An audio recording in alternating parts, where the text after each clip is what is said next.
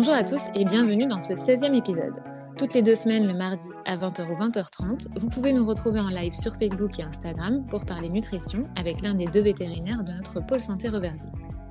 Nous avons ensuite décidé de créer ce podcast pour reprendre les grandes questions abordées pendant le live.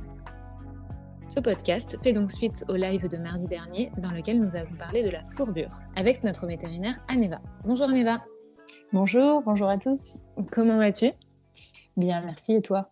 Super, merci beaucoup. Est-ce que tu peux rapidement nous rappeler ce qu'est une fourbure, comment se manifeste-t-elle et s'il existe différents types de fourbures ? Oui, bien sûr.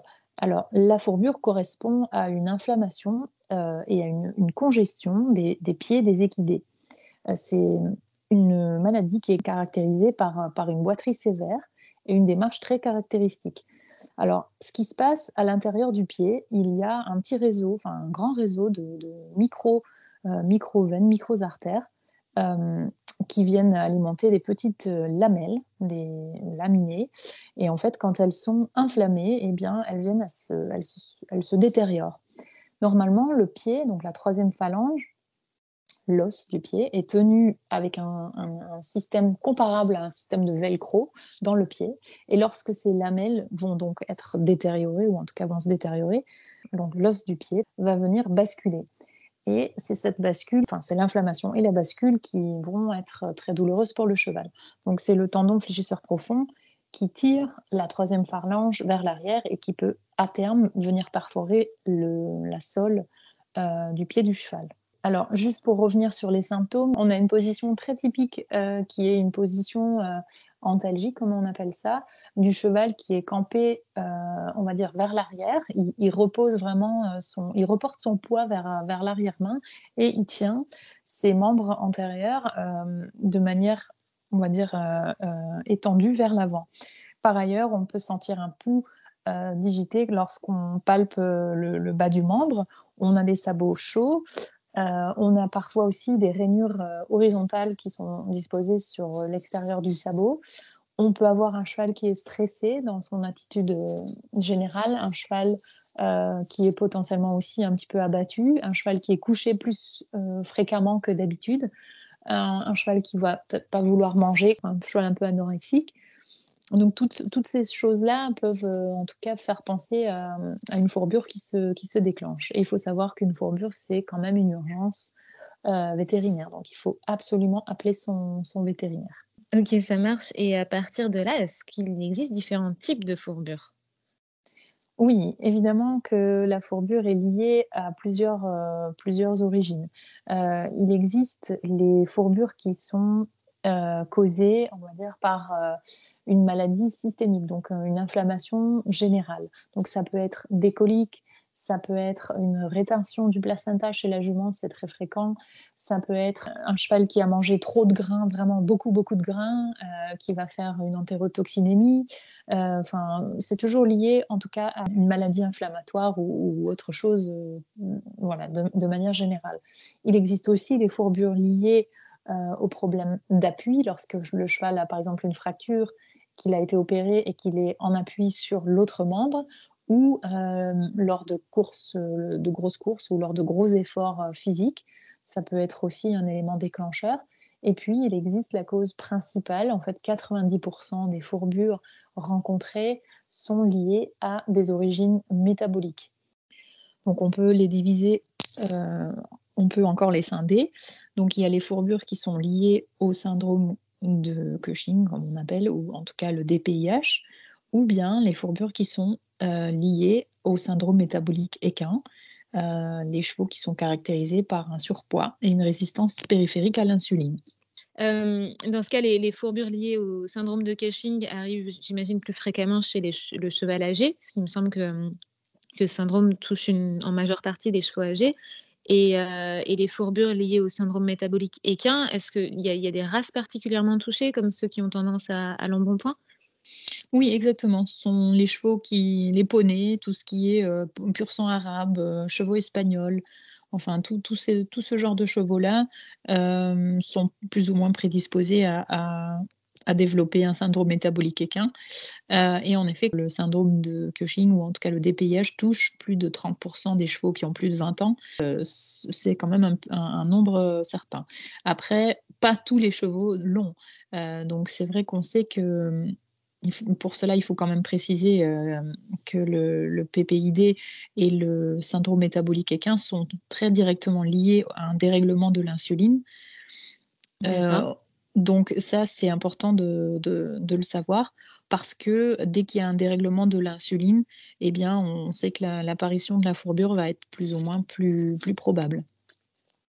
D'accord, OK. Donc la fourbure est pas souvent, mais a des risques d'être une conséquence de ces maladies métaboliques, là. Oui, tout à fait. D'accord. Mais un cheval peut être fourbu sans être atteint de ces maladies, enfin peut faire une fourbure sans être atteint de ces maladies, Oui, c'est mais ça? dans ce cas, ce sera plutôt, les fourbures d'origine, mécanique ou en tout cas, systémique ou en tout cas inflammatoire générale. Parce que, D'accord. voilà, systématiquement, généralement, les fourbures qu'on rencontre, le plus fréquemment, ce sont quand même les fourbures liées voilà, aux problèmes endocriniens. OK, ça marche, merci. À ce moment-là, est-ce que tu peux nous dire rapidement comment gérer une crise de fourbure? Quels sont les bons réflexes à avoir? Et ensuite, comment prévenir une crise chez un cheval prédisposé, par exemple? Alors, quand on a une fourbure, il faut appeler son vétérinaire parce que c'est entre guillemets quand même une urgence. Le cheval est très douloureux, donc pas le déplacer, le laisser, le mettre sur un sol adapté, mou.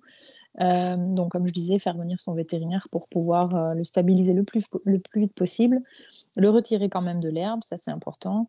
Puis éventuellement, voilà, mettre des supports sous les pieds pour qu'il puisse, bénéficier d'un appui,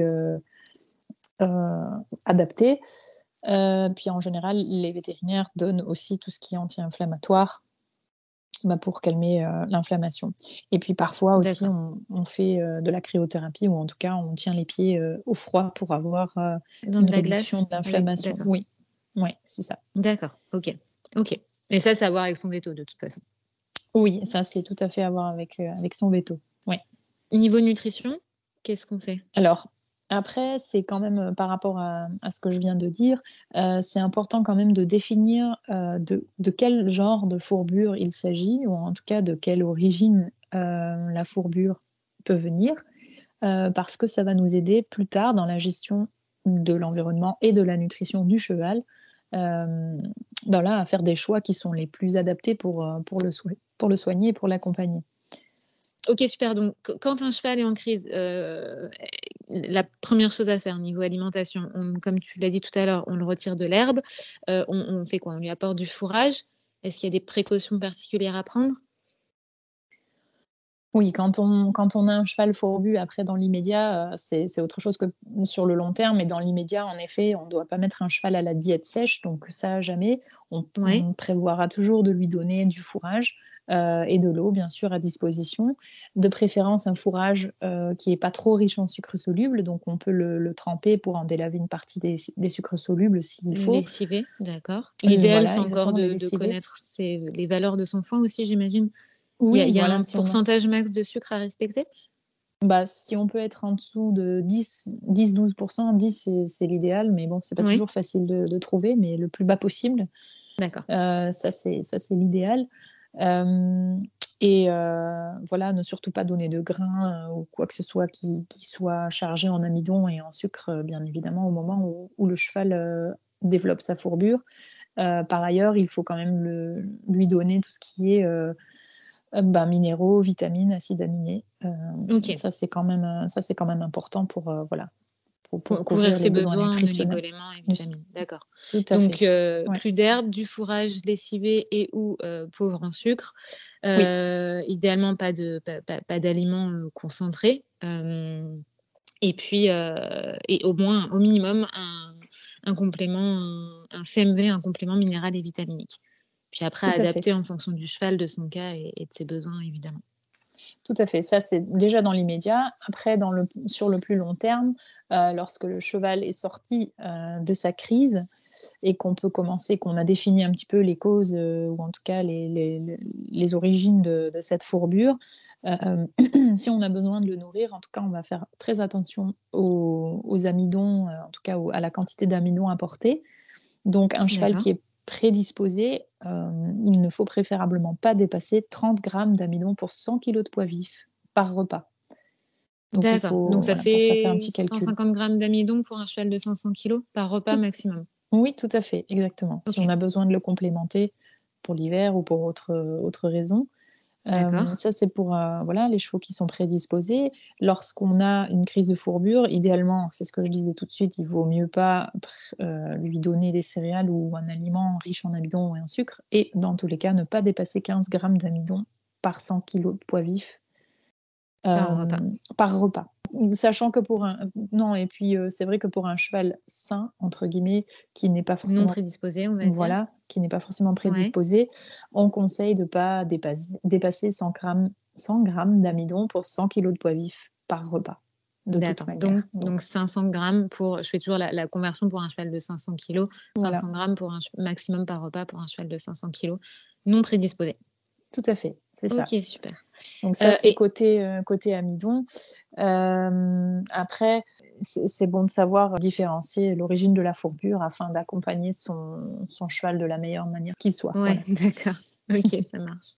Et du coup, à partir de là, sur quel produit, sur quel aliment et complément on peut s'orienter? Est-ce que tu peux nous en dire un peu plus? Oui, éventuellement, bah, dans l'immédiat, c'est vrai qu'on peut tout à fait, se donner de l'oligovite, donc c'est un CMB, afin de couvrir tout ce qui est besoin en oligoéléments et en vitamines. Ça Oui. sera très bien, ça sera adapté. Éventuellement, si on a un foin qui est pauvre en protéines, on peut donner un correcteur de foin qui apporte aussi, voilà, une couverture, des besoins protéiques. Après, on peut aussi se retourner vers l'adulte spécifique énergie. C'est un aliment qui a été, formulé spécialement de manière à ce que l'index glycémique ne soit pas, ne devienne pas trop élevé, quand on le Le consomme. le plus bas possible? Oui, Oui. le plus bas possible et il apporte un petit peu plus en matière de voilà, énergétique. Et donc là, c'est pareil, on fait bien attention aux recommandations par rapport à l'amidon, par 100 kilos de poids vif pour pouvoir, le donner, de manière, raisonnable. OK, ça marche. Donc, si le fourrage suffit au cheval pour se maintenir en état et suffisamment bien pourvu en protéines, le minéral oligovite convient très bien. S'il y a besoin de renforcer un petit peu les apports protéiques, on peut s'orienter vers le céréal free, qui est un aliment sans céréales. Et sinon, si le cheval a besoin d'un petit peu plus pour, couvrir ses besoins énergétiques et avoir l'aider peut-être à se maintenir en état, on peut partir sur l'adulte spécifique énergie, c'est ça? Oui, tout à fait, exactement. Super, c'est très clair. Est-ce qu'il y a des compléments, des suppléments nutritionnels qu'on peut donner en plus? Oui, on peut, supplémenter lorsqu'on a une crise de fourbure, ben, on sait qu'on a quand même potentiellement une boîte cornée qui a été affectée, donc on peut aider le cheval à reconstituer, bah, son pied, son sabot avec, une cure de biotine, mais plutôt à longue durée, sur une longue durée, donc 6 à 9 mois au minimum. S Éventuellement, si on a un cheval qui a besoin de reprendre de l'état, je parle des chevaux qui ont, par exemple, le Cushing ou le Le syndrome de DPIH. Cushing, oui. Voilà, on peut penser par exemple au flore parce que du coup on soutient la flore intestinale et puis ça va permettre de mieux, valoriser la D ration, fourragère du cheval et d'accord. il pourra prendre un petit peu de poids. Donc ça c'est voilà, ça c'est les 2 grands, enfin Les 2 principaux les 2 suppléments ouais. qui peuvent être intéressants dans le cas Mmh. d'un cheval fourbu en fonction de son cas. Oui, tout à fait. Ça marche. Est-ce que tu as quelque chose à ajouter? Eh bien, on n'a pas encore vraiment évoqué la question de l'herbe parce que beaucoup de ces chevaux sont en pâture évidemment ou en paddock avec de l'herbe. Il faut savoir que l'herbe, ben, elle peut être très, très, changeante au niveau de sa composition. On sait tous que l'herbe du printemps est une herbe très, très riche, donc c'est un moment où le cheval va potentiellement pouvoir développer une fourbure plus rapidement que lors d'autres périodes de l'année, bien que l'automne aussi est une période à risque. Donc je dirais attention à ce moment-là, éventuellement mettre les chevaux qui sont déjà en surpoids ou en tout cas les chevaux à risque leur proposer de mettre un panier, pour D'accord. essayer d'éviter une trop grande ingurgitation d'herbe, de quantité d'herbe. Ça, c'est Oui. une chose. Éviter l'herbe qui est en stress, c'est-à-dire l'herbe qui a été, surpâturée, l'herbe qui a gelé ou en tout cas quand il y a des fortes périodes de gel, l'herbe est très, très riche en sucre. L'herbe qui a jauni aussi un petit peu, qui a L'herbe, voilà, l'herbe qui a jauni, tout à fait, cramé au c'est de l'herbe. soleil, si je peux dire ça comme ça. Oui, oui, c'est ça, exactement. L'herbe qui a été en stress, d'une manière ou d'une autre est à éviter. Donc il D'accord. faut privilégier pour ces chevaux-là, de toute façon, soit des paniers, soit pas du tout de voilà, de pâture parce qu'il suffit parfois de très, très peu pour faire partir, une fourbure. Donc il faut être très vigilant à ce niveau-là. OK et est-ce qu'il y a des, s'il y a besoin de remettre le cheval un petit peu à l'herbe, est-ce que en dehors des périodes à risque, est-ce qu'il y a un moment dans la journée à privilégier? Si on veut Oui, prendre toutes les précautions possibles.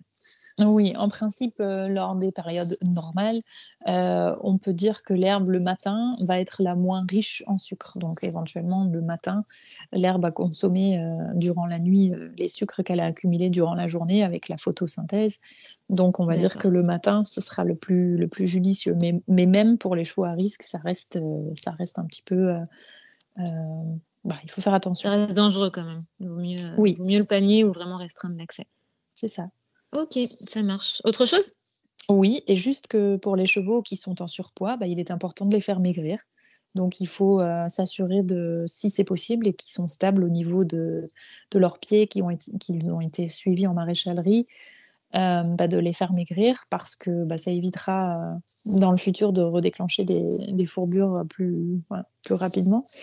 Et puis c'est important voilà, de garder le pied en mouvement une fois qu'il est stabilisé, assurer une vascularisation et pour cela, il faut faire de l'exercice comme nous, hein, comme pour nous, comme pour les humains, plusieurs fois par D'acc semaine.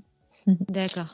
Donc l'environnement, l'alimentation, faire bien attention à l'herbe, à l'amidon, et puis surtout surveiller l'état corporel de son cheval. Oui, tout à fait. Voilà. Eh ben, merci beaucoup Aneva. Mais de rien, avec plaisir. Merci à tous. On se retrouvera donc en direct sur Facebook et Instagram le mardi 2 novembre, la prochaine fois, pour parler de la préparation du cheval pour la période hivernale. Voilà, merci Aneva, à très bientôt. Au revoir. Au revoir.